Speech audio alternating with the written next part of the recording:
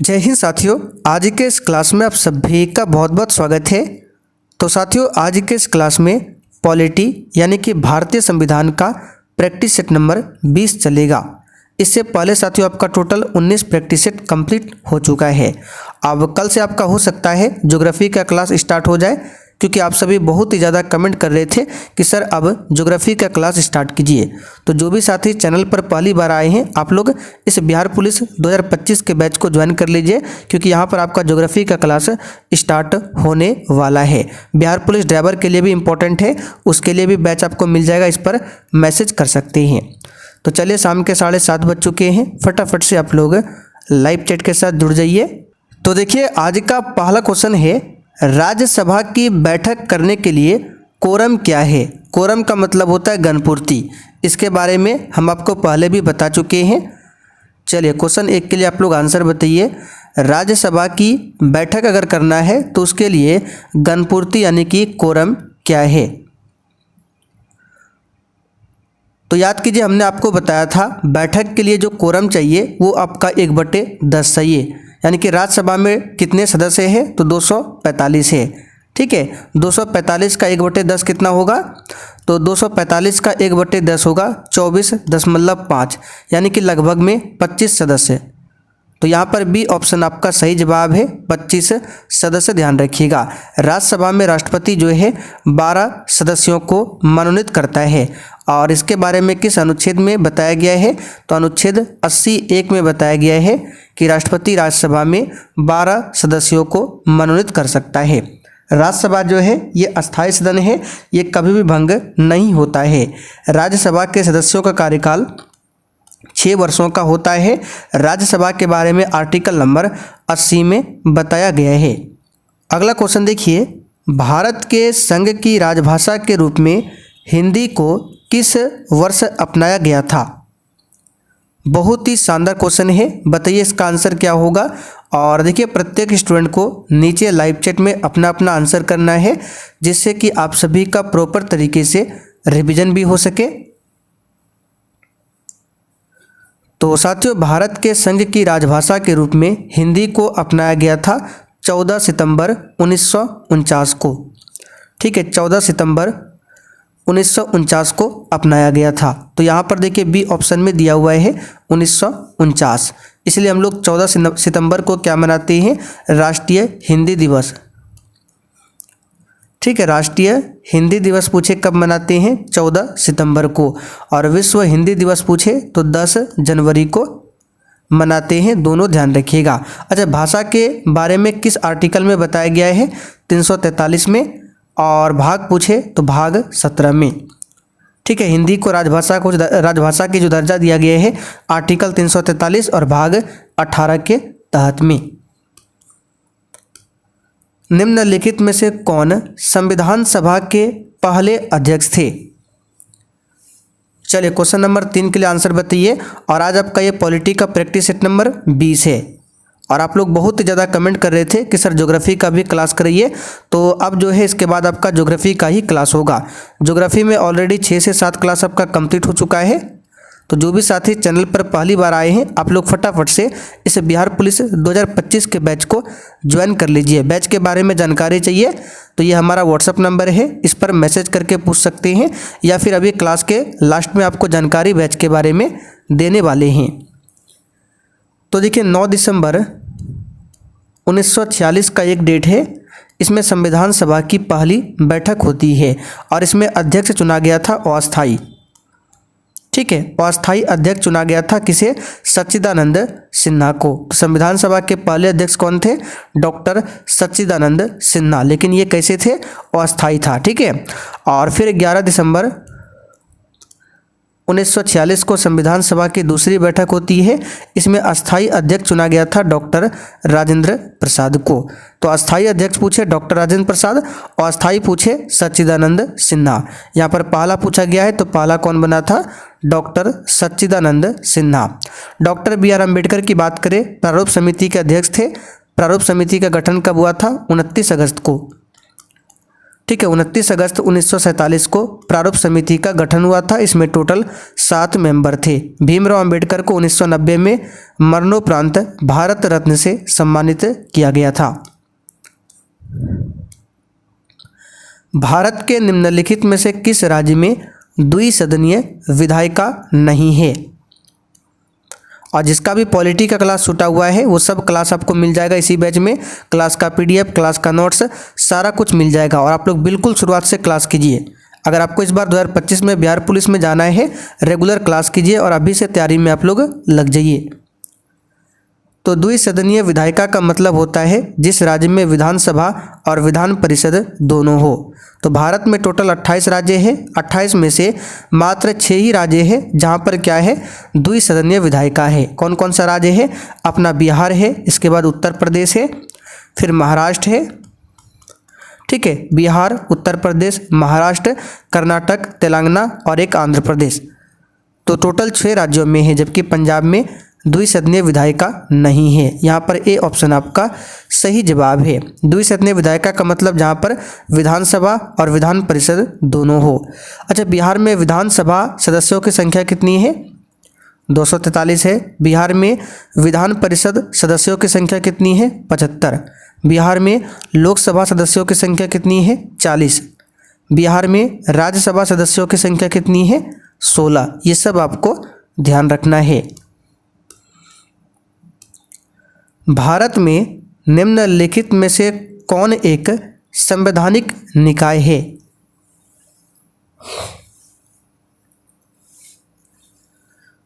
तो जिसका उल्लेख संविधान में किया गया है वो संवैधानिक निकाय है। तो नीति आयोग का उल्लेख नहीं है, ये एक परामर्शदात्री संस्था है। राज्य मानव अधिकार आयोग, इसका भी उल्लेख नहीं है संविधान में। वित्त आयोग का उल्लेख मिलता है आर्टिकल 280 में। तो ये एक संवैधानिक निकाय है। तो यहाँ पर आंसर क्या हो जाएगा आपका? सी ऑप्शन, वित्त आयोग।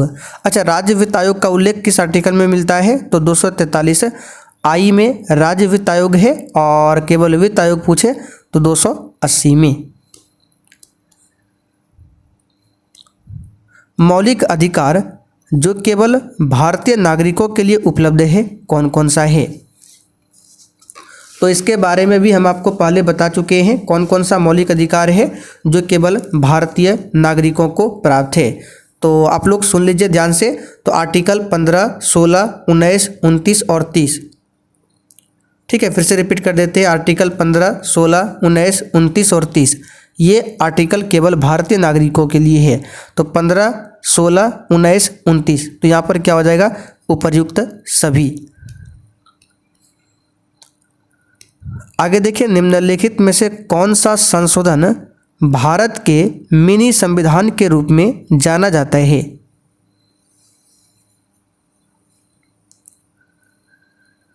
तो ये 42वां संविधान संशोधन अधिनियम है जो कि 1976 में हुआ था। ठीक है, इसी के तहत मौलिक कर्तव्यों को जोड़ा गया था। प्रस्तावना में संशोधन इसी के तहत हुआ था। 44वां वाला हुआ था 1978 में। चलिए आगे देखते हैं। पंचायत समिति का अधिशासी अधिकारी और इसके शासन का प्रमुख कौन होता है? तो ग्राम स्तर पर ग्राम पंचायत होता है, ब्लॉक स्तर पर पंचायत समिति होता है। ठीक है, क्या होता है? ब्लॉक स्तर पर पंचायत समिति, और इसका जो प्रमुख होता है BDO होता है, यानी कि ब्लॉक डेवलपमेंट ऑफिसर। तो पंचायत समिति पर कौन होता है? BDO। ठीक है, और अगर आपसे पूछे ग्राम पंचायत स्तर पर क्या होता है, तो VDO यानी कि विलेज डेवलपमेंट ऑफिसर। ये ग्राम पंचायत पर होता है, पंचायत समिति पर BDO होता है, ध्यान रखिएगा। तो पंचायत समिति पर पूछा गया BDO यानी कि प्रखंड विकास अधिकारी। बी ऑप्शन यहाँ पर आपका सही जवाब है, ब्लॉक डेवलपमेंट ऑफिसर, प्रखंड विकास अधिकारी। पंचायत चुनाव नियमित रूप से कितने वर्षों में होते हैं? और आप लोग बिल्कुल शुरुआत से पॉलिटी क्लास कीजिए, तभी आपको क्वेश्चन समझ में आएगा। तो पंचायत चुनाव जो है प्रत्येक 5 वर्षों के अंतराल पर होता है।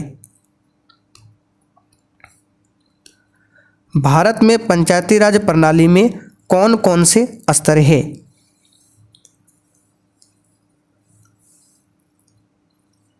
तो भारत में पंचायती राज के लिए त्रिस्तरीय संरचना दिया गया है बलवंत राय मेहता समिति के द्वारा, जिसका गठन जनवरी 1957 में हुआ था।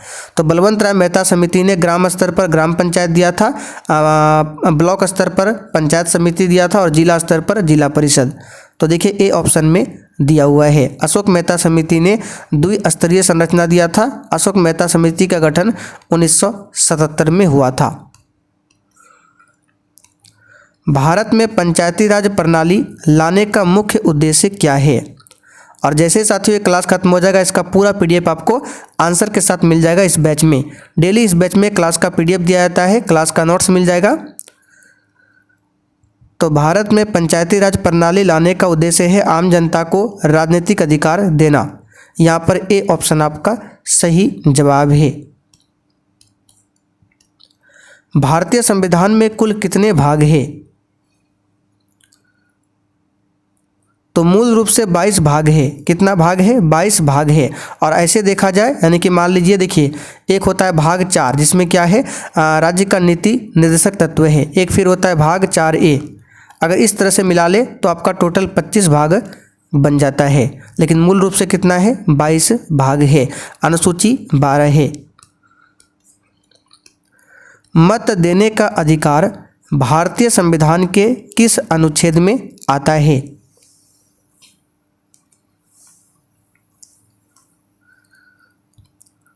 तो मत देने का अधिकार भारतीय संविधान के अनुच्छेद नंबर 326 में आता है और ये हमारा संवैधानिक अधिकार है, ये बता चुके हैं।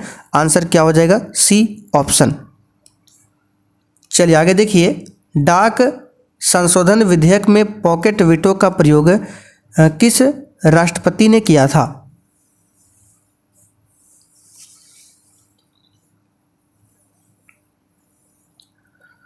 तो ये किया था ज्ञानी जैल सिंह ने। यहाँ पर बी ऑप्शन सही है।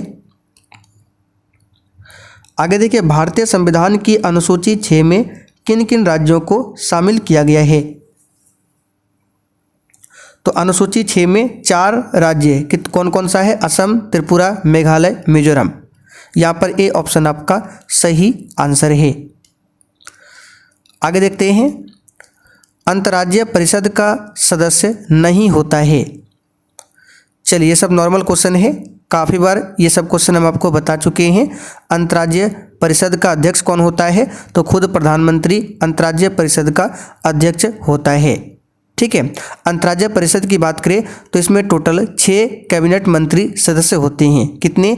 6 कैबिनेट मंत्री सदस्य होते हैं अंतर्राज्यीय परिषद में। इसमें राज्य के मुख्यमंत्री भी सदस्य होते हैं। केंद्र शासित प्रदेश का जो उपराज्यपाल है, जिसको प्रशासक भी बोला जाता है, वो भी इसका सदस्य होता है।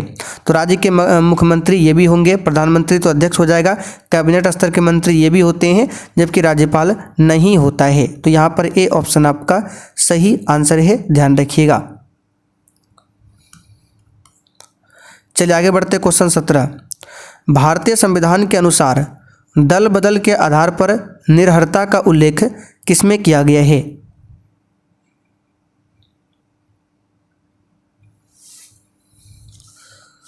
तो दल बदल से संबंधित है 10वीं अनुसूची। ठीक है, जो कि 52वां संविधान संशोधन 1985 के तहत संविधान में जोड़ा गया था। 9वीं अनुसूची भूमि सुधार से संबंधित है।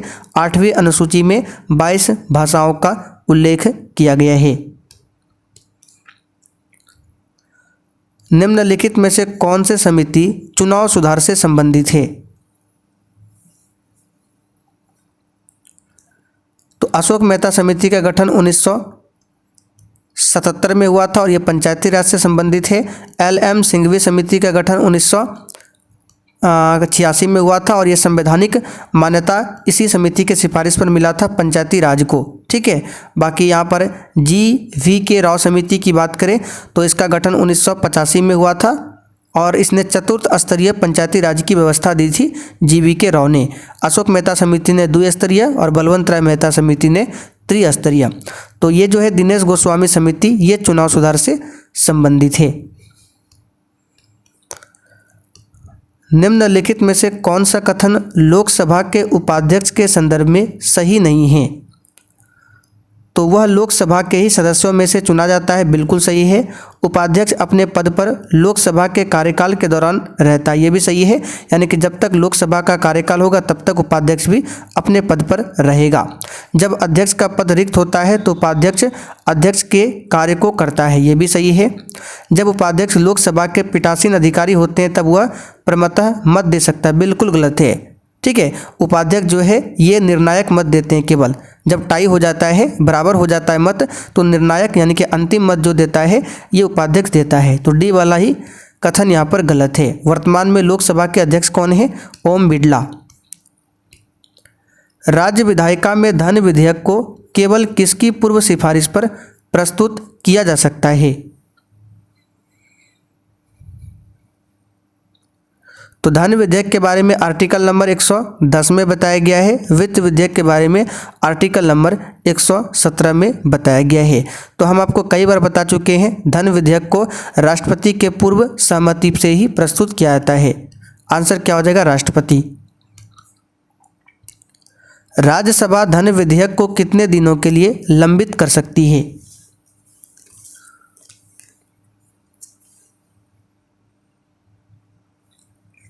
तो धन विधेयक पर राज्यसभा का कोई विशेष पावर नहीं रहता है।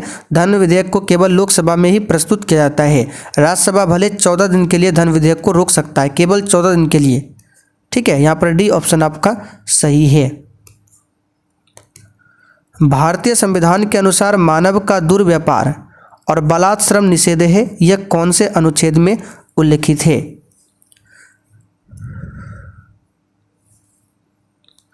तो मानव का दुर्व्यापार और जो बालात् श्रम है यानी कि जबरदस्ती किसी से काम कराना, ये मना किया गया है आर्टिकल नंबर किस में? तो याद रखिएगा आर्टिकल 23 में। अब आर्टिकल 23 और 24 शोषण के विरुद्ध अधिकार से संबंधित है। अब क्या क्या बताते हैं, देखिए 23 में क्या बोला गया है? किसी भी मानव का दुर्व्यापार नहीं कर सकते हैं और उससे ज़बरदस्ती काम नहीं करवा सकते हैं, ये आर्टिकल 23 में है। और 24 में क्या है? बाल श्रम के बारे में बताया गया है। बाल श्रम बोले तो 14 वर्ष से कम उम्र के बच्चों को जोखिम भरे काम नहीं करवा सकते हैं, ये आर्टिकल 24 में है। और 23 में क्या है? मानव का दुर्व्यापार और किसी से ज़बरदस्ती काम नहीं करा सकते हैं, ये है 23 में। बाकी 25 में धार्मिक स्वतंत्रता का अधिकार है। ठीक है, आर्टिकल 26 में क्या है? तो धार्मिक अनुष्ठान करने का प्रावधान दिया गया है, जुलूस निकाल सकते हैं। ठीक है, आर्टिकल 26 में ये सब बताया गया है, धार्मिक अनुष्ठान का प्रावधान। उद्देशिका में समाजवादी एवं धर्मनिरपेक्ष शब्द जोड़े गए।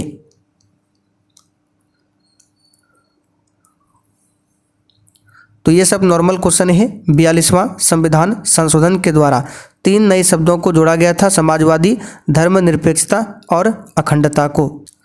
आगे देखिए, कोई व्यक्ति अगर राज्य विधायिका का सदस्य नहीं है तो वह डैश के भीतर, यहाँ पर डैश होगा, यानी वह कितने महीने के लिए मुख्यमंत्री नियुक्त किया जा सकता है एवं एक निर्धारित समय में उसे राज्य विधायिका हेतु निर्वाचित होना है, अन्यथा वह मुख्यमंत्री नहीं रहेगा।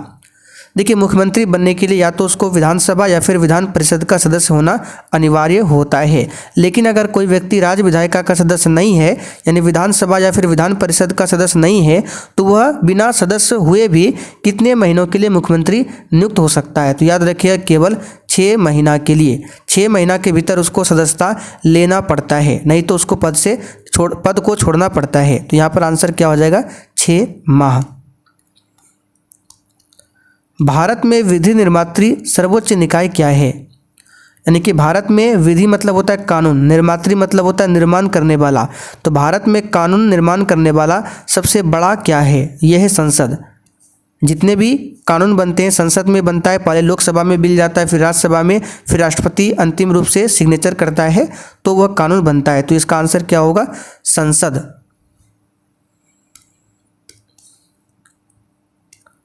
भारतीय संविधान की उद्देशिका में न्याय शब्द के निम्नलिखित में से किस रूप का उल्लेख नहीं है?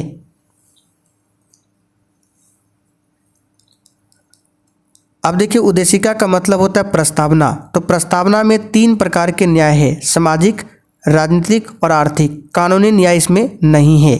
तो आंसर क्या हो जाएगा? B option. प्रस्तावना में 5 प्रकार की स्वतंत्रता भी है, विचार, अभिव्यक्ति, विश्वास, धर्म और उपासना की स्वतंत्रता। तो याद रखिएगा उद्देशिका में 5 प्रकार की स्वतंत्रता है, 3 प्रकार के क्या है 3 प्रकार के यहाँ पर न्याय है, सामाजिक, आर्थिक, राजनीतिक। निम्नलिखित में से कौन सी संसदीय समिति का संघ अनिवार्य रूप से सत्ताधारी दल के सदस्यों में से होता है, यानी कि कौन सी संसदीय समिति है जिसका संघ अनिवार्य रूप से सत्तारूढ़ पार्टी जो है उसी के सदस्यों में से होता है। तो ये है प्राक्कलन समिति। इसमें टोटल 30 सदस्य होते हैं और इसमें 30 सदस्य लोकसभा से ही होता है। प्राक्कलन समिति का गठन 1950 में हुआ था। लोक लेखा समिति का गठन 1919 एक्ट के तहत हुआ था 1921 में। ठीक है, ये सबसे पुराना समिति है और इसमें टोटल 22 मेंबर होते हैं, जिसमें से 15 मेंबर लोकसभा से, 7 मेंबर राज्यसभा से। लोक लेखा समिति का जो अध्यक्ष होता है वो विपक्षी दल का नेता होता है। सबसे बड़ा समिति पूछे प्राक्कलन और सबसे पुराना पूछे तो लोक लेखा समिति। भारतीय संविधान के कौन से अनुच्छेद में मूल कर्तव्यों का उल्लेख किया गया है? तो ये सब सिंपल क्वेश्चन है। अनुच्छेद 51A। भारत में प्रधानमंत्री बताइए क्या नियुक्त होता है या फिर निर्वाचित होता है? तो हमने आपको कई बार पहले भी बताया है कि प्रधानमंत्री का चुनाव नहीं होता है, लोकसभा का जो सदस्य है उसका चुनाव होता है। फिर लोकसभा में जो बहुमत दल का नेता चुनकर आता है उसी को राष्ट्रपति प्रधानमंत्री के लिए नियुक्त करता है। तो राष्ट्रपति द्वारा नियुक्त किया जाता है प्रधानमंत्री को। सी ऑप्शन यहाँ पर आपका सही है। चलिए आगे देखते हैं क्वेश्चन 30। निम्नलिखित में से कौन सा विषय भारतीय संविधान के अनुसार संघीय सूची में सम्मिलित नहीं है? तो स्थानीय शासन ये संघीय सूची में नहीं है, ये राज्य सूची का विषय है। निम्न में से कौन सा अनुच्छेद धार्मिक कार्यों के प्रबंध की स्वतंत्रता से संबंधित है? तो अभी हमने आपको बताया था आर्टिकल नंबर 26। ठीक है, धार्मिक अनुष्ठान यानी कि धार्मिक कार्यों के प्रबंध करने की स्वतंत्रता से संबंधित है 26। भारतीय संविधान के कौन से अनुच्छेद के अनुसार उपराष्ट्रपति राष्ट्रपति के रूप में कार्य अथवा उसके कृत्यों का निर्वहन कर सकता है? तो भारत के उपराष्ट्रपति राष्ट्रपति के रूप में कब कार्य करता है? जब राष्ट्रपति की मृत्यु हो जाती है या फिर राष्ट्रपति पद से इस्तीफा दे देता है, तो उस स्थिति में उपराष्ट्रपति ही राष्ट्रपति के रूप में कार्य करता है। और इसके बारे में आर्टिकल नंबर 65 में बताया गया है। 64 में क्या बताया गया है कि उपराष्ट्रपति राज्यसभा का पदेन सभापति होगा, ये 64 में बताया गया है। 63 में उपराष्ट्रपति पद के बारे में बताया गया है। उपराष्ट्रपति पद अमेरिका के संविधान से लिया गया है।